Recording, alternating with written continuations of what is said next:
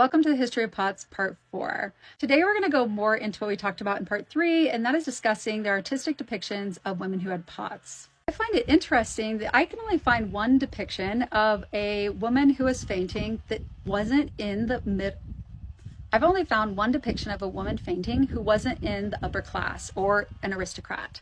Let's think about the aristocracy. Most of the women were lounging around all day. They were sitting, they were eating, they were having tea with their friends. They weren't working, and they certainly weren't standing or exercising or doing heavy labor. But the one depiction I found, a peasant who had fainted, was a laborer. From the painting itself, I would imagine that it was being due to the heat. Not that it couldn't have been POTS. But I think that most likely what is interesting is that we're seeing that women with low muscle tone were the ones that are being depicted as fainting, where the women who were doing manual labor, who were working in kitchens, who maybe were working in fields, there's no depictions of them fainting at all.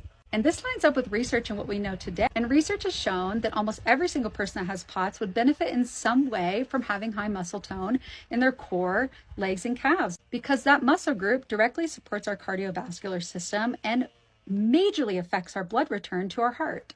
I find it very interesting that all the way back to the 1400s, we have an example of why exercise works so well for POTS. Now, obviously, we've discussed previously, this is not the case for everyone, but research has shown that every single person that has POTS would benefit in some way, meaning that in some way their symptoms would be improved. Now, that does not mean, of course, exercise gets everybody into remission. No way, shape, or form do I think that's true. But I think it's interesting that we see these depictions back hundreds of years showing that it might have been the same way then. Make sure to follow to come back for Part 5, where we discuss literature and the depiction of fainting, which has vast examples in history of what I think has been POTS all along.